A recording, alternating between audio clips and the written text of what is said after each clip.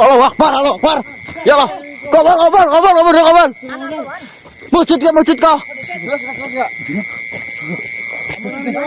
Udah kamera udah nyala. Kakek. Kelihatan enggak, Mas Bang? Duri.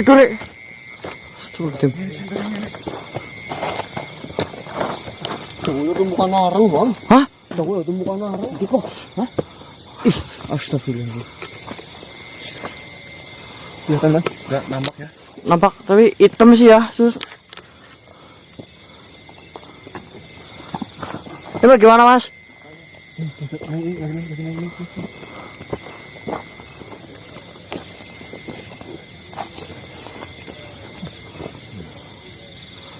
Sebenarnya ada lagi nggak? Ush, kayak pakai topi itu loh. Pakai topi itu. Nah, belerang kawan. Senter yang lain ada. Iya, benar.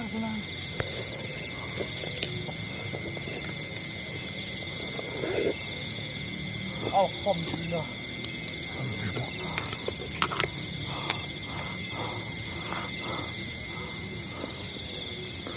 Ya, saya bawa. Petanya saya bawa. Petanya sini. Ini.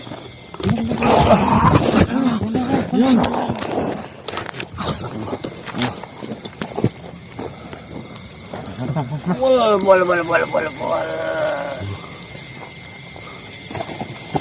Petanya. Ini tunduk. Bentar. Bul apa lu? Bol. Ini tadi alhamdulillah apa lu, Mas? Ini kan yang sampai maksud. Ya. Loh. Pasar batin lu. Selamat datang Lembah Dua Penyihir. Alhamdulillah.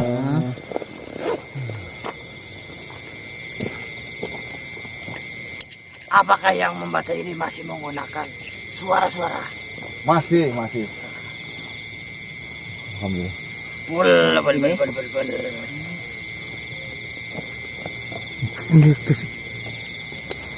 Ya, terima kasih banyak. Berarti di mana kitabnya itu? Apakah saya bisa langsung diambil? Begini, memang kalian sudah ditunjukkan jalan untuk menuju gudang. Ya sebelah kanan sana itu adalah gudang. Di situ banyak isinya. Ada senjata, ada ramuan, ada pakaian, harta, dan salah satunya adalah kitab.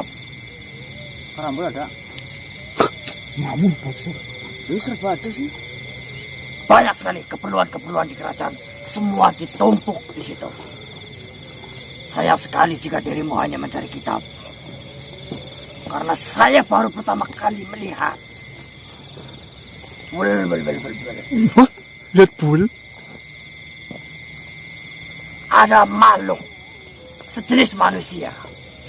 Emang manusia? Datang ke sini dan mencari sesuatu atas izin Raja Galuh. Karena sebelumnya semua adalah dari bangsa Kuit, dari bangsa Jin. Bul. Gimana kan kitab itu? Biar kami ambil kalian. Bul.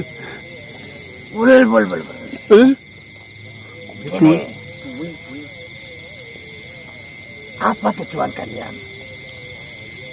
Ada sangkut pautrah apa kalian terhadap Raja Galuh Permana? Lantas setelah kau mendapatkan apa yang kau inginkan, kau gunakan untuk apa? Walaupun itu adalah perintah, sudah tertulis jelas dalam peta itu, tapi saya sebagai penjaga perlu tahu dan wajib tahu. Tujuan saya ke sini. Bul. Oh, selalu bul, Mas. Iya. Jadi seperti ini. Bul. Ya tentunya yang pertama silaturahmi ya. Ya. Belum pernah ya. Belum pernah. Karena saya belum pernah bertemu jenengan loh. Ternyata saya baru pertama lihat wujud jin gantengnya kayak sampean ini loh. Boleh sekali. Bul mas mungkin. Jadi seperti ini. Boleh Saya mas, ada boleh mas. kepentingan. Bol. Saya ada kepentingan untuk meminjam kitab, di mana kitab itu informasinya berisi tentang ilmu-ilmu untuk melemahkan suatu makhluk yang jahat. Bol. Wah, tidak.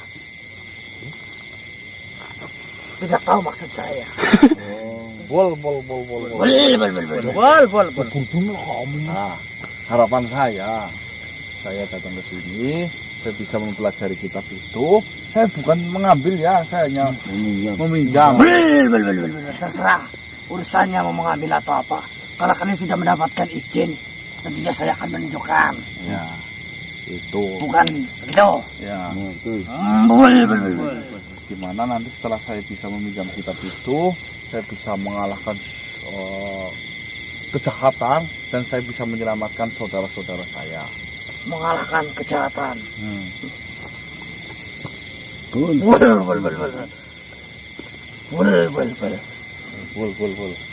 Terus sampai saya diizinkan sampai di titik ini, tentunya saya ini diberikan suatu petunjuk. Akhirnya sampai di detik ini. Kalau saya ceritain mungkin bisa kesiangan saya. Iya. Ya, paham kan? Iya. Oh. Ya, tetap diceritakan saja. Katanya iya malah. Karena saya perlu tahu dari tah apa, hubungan apa, bagaimana bisa manusia diberikan izin untuk mendapatkan peta dan bertemu dengan saya. Karena sebelum Bul bertemu dengan saya, itu tidak ada manusia yang menemui saya. Ini terahnya satu persatu ditanyain apa gimana? Oh ya tentu. Karena kalau dipikir secara nalar, itu tidak ketemu. Karena asal kalian tahu, keturunan Raja Galuh Permana berhenti hanya dua keturunan saja. Setelah keturunan pertama kalah dalam peperangan, ada pula keturunan berikutnya sebagai adiknya. Apa lagi? Tidak, dia sudah berpindah jauh dari tempat ini. Jadi kalau ada manusia yang masih satu tah dengan Raja Galuh Permana, saya pertanyakan. Oh iya. Jadi ceritanya Apakah kalian anak dari selingkuhan atau selir-selir yang lain? Jadi seperti ini ya, bol. Ya, Boleh kan saya memanggil bol? bul. Bol sebenarnya artinya apa itu? Bul itu seperti aroma. Ngebul. Jadi itu blok. Kadang kata-kata itu salah diartikan. Tapi memiliki makna yang bagus ya. Jadi saya punya teman sahabat namanya Eyang Madri Guntala. Saya anggap beliau sebagai guru spiritual. Ya, Itu dari bangsa jenengan. bangsa Galuh Permana. Bukan. Ya bangsa Apa dari jin. raja mungkin mas? Sahabat Dari raja Galuh mungkin. Ya mungkin bisa diartikan seperti itu. bul. Nah, saya menceritakan saya memerlukan kitab yang namanya Kebatin Lebih. Saya diarahkan ke dalam kerajaan Galuh Permana dan saya sudah bertemu dengan Kang Tembini. ya Kang Tembini adalah apa, tukang apa? Tukang kebun ya. Kang Cuci. Tukang kebun. Ya, Pelayan ininya itu. itu. Wah, ternyata kalian berteman dekat dengan tukang kebun. Ya, ini kita Lantas apa hebatnya kalian bisa mendapatkan izin? nah, Penjuru oleh ayam. Tembini ini saya ditunjukkan kepada adipati-adipati yang telah menyimpan kitab. Siapa coba? Adipati Sangkur, Suradipo. Suradipo, Adipati Adiaksa, Dirjaya. Ini sana. ya, Adipati Darsinah, Ya. Adipati Sadingae. Sadingae. Nah, saya paham kan? Nah, yang gini, yang ini yang senang gini, sanggol bok. Ya, Sangkor. Nah, setelah saya bertemu Tapi dengan lebih tepatnya untuk menunjukkan tempat ini. dari Adipati Dirjayana. Wah, Dia katanya dulu pernah punya kitabnya isinya tidak terlalu penting. Akhirnya dimasukkan ke dalam gudang. Pramuja juga. Nah, itu kan. Saya sampai detik ini saya bertemu dengan Raden Pramuja. Raden Pramuja. iya tentunya. Terus Halo. kemarin Bertemu dengan satu lagi harusnya. siapa ya? Yang punya ini. Silin ya. Itu sahabat saya. Memang kalau untuk menembus sebuah tempat penyimpanan berharga itu banyak tahap demi tahap, Ya, memang. sangat rahasia. Ya, saya ucapkan selamat sampai di sini. Kenapa harus rahasia sih? Bul. Karena memang ini adalah peninggalan. Banyak sekali benda penting maupun tidak penting disimpan di dalamnya. Dan Semua ada dulu. yang berhak untuk atas peninggalan itu adalah satu trah atau dalam kerajaan Galuh Permana. Nah, dari itu saya bingung juga bagaimana bisa bul ini sampai di sini padahal tidak ada trah sedikit pun kan. Ya mungkin karena kepentingan yang berhubungan dengan Galuh Permana kebaikannya. Ya. Terusnya dukun itu. Di mana kitab itu? Saya tidak tahu. Kan saya tidak tahu isi di dalamnya. Banyak banget soalnya. Apa saja? Saya katakan kalau Adipati mengatakan kitab itu tidak berguna. Saya pikir kata-kata itu kurang tepat. Di gudang ini, di gudang dua penyirik ini, kebanyakan adalah harta-harta. Saya pikir kalian justru berubah pikiran. Bagaimana maksudmu? Jikapun ada benda tidak berharga, saya yakinkan di bawahnya adalah emas dan permata. Emas dan permata. Jika ada satu benda tidak berharga, maka di sekelilingnya ada ribuan emas dan permata. Tapi tujuan saya kan cuma kitab itu. Iya, tahu. Saya tahu itu. Begitu juga dari kalangan kami.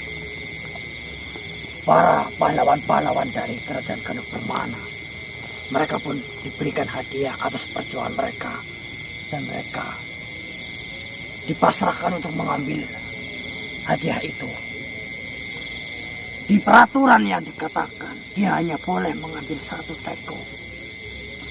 Kenyataannya dia mengambil lebih dari teko itu. Teko emas maksudnya? Ya, emas. Tidak ada teko tanah di situ. Kokok. Nah, saya harap kalian bukan dari golongan seperti itu. Loh, bukan. Golongan bul mungkin. Berarti apa tujuannya tadi? Mengambil kitab. Iya, saya tahu. Yang saya bul-bul, saya tanyakan. Kitab itu untuk apa? Kitab itu untuk menolong saudara-saudara saya yang diperbudak di sana. Itu Mana? di Kadipaten. Kadipaten, Pandik Luhur dan Pandik Luhur dan Pandik Jaksa. Di mana Kadipaten itu telah menyalahgunakan kekuasaannya dan sedang membangun benteng untuk merebut dari rajanya. Lah ini kalau saya ceritain bisa sampai besok. Iya. Begini. Maka dari itu jelas ceritakan itu. Urusanmu kan bukan dengan Galuh Permana.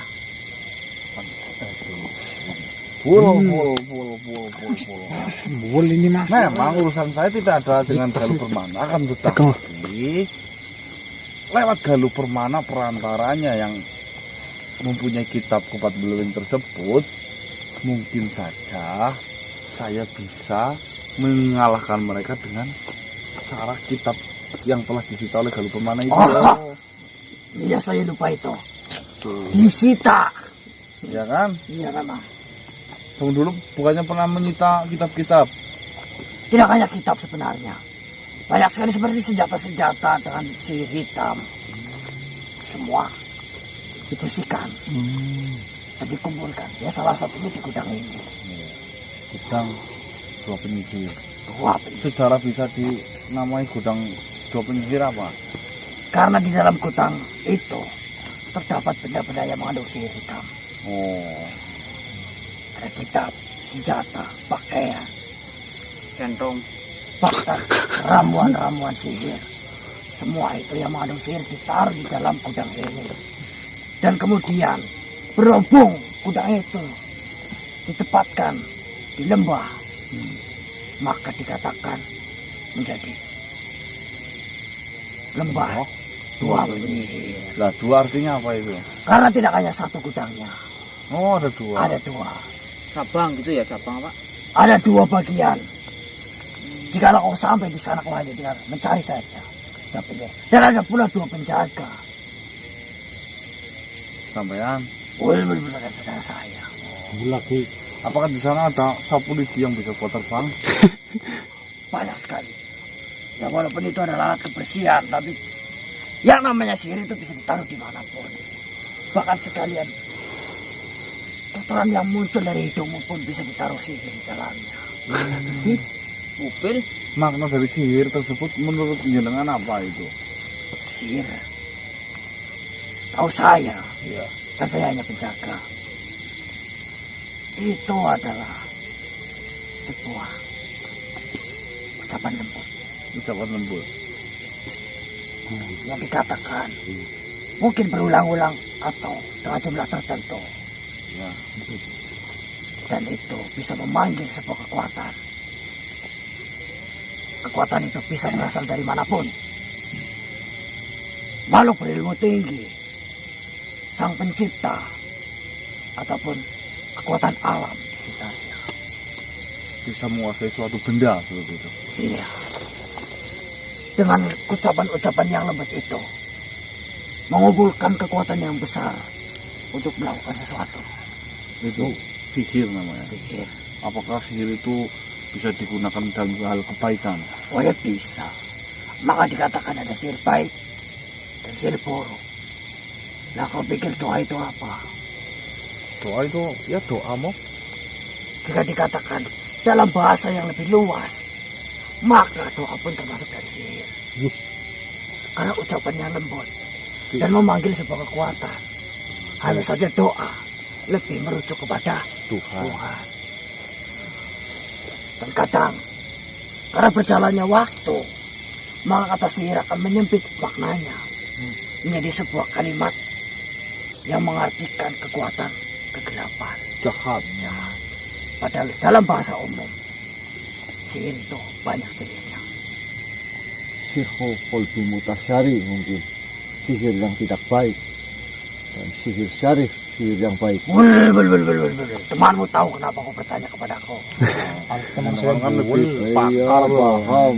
Berarti kalau misalkan saya nyebutin bul, bul, Dan itu bisa mendatangkan kekuatan, maka itu adalah sihir. bul, Contoh nih, bul, seumpama ini namanya Marcel. Saya di rumah mengucapkan dengan halus. Marcel datanglah ke rumah. Marcel datanglah ke rumah. Iya. Apakah dari dalam hatinya akan merasakan ucapan saya? Apa getaran? Ada dong kemungkinan. Ya. Iya ataupun tidak. Semua kembali kepada kepercayaanmu. Oh, Jika kau menanam keras keyakinan memanggil Marcel. Masa alam akan diam mendengar itu? Tidak. Maka alam semua akan memanggil nama Marcel dan mengembalikan itu kepadamu. Wih. Itu jelas. Ini benar-benar ilmu yang luar biasa ya. Luar biasa. Keyakinan. Maka sihir tidak akan berfungsi tanpa keyakinan. Saya harus yakin dulu. Ya. Tapi sangat disayangkan. Yang beredar di kalangan masyarakat kompleks saya sana, yang namanya sihir itu identik dengan kejahatan. Itu karena perubahan zaman. Bahasa menjadi menyempit maknanya. Seperti kau mengatakan kata ibu. Iya. Itu adalah perluasan makna kata. Ibu sejatinya adalah orang yang melahirkanmu. Iya. Lantas kenapa kau melihat makhluk di jalan dan kau memanggilnya ibu, sedangkan dia bukan ibumu? Nah, Itu adalah perluasan makna. Ada pula penyempitan makna.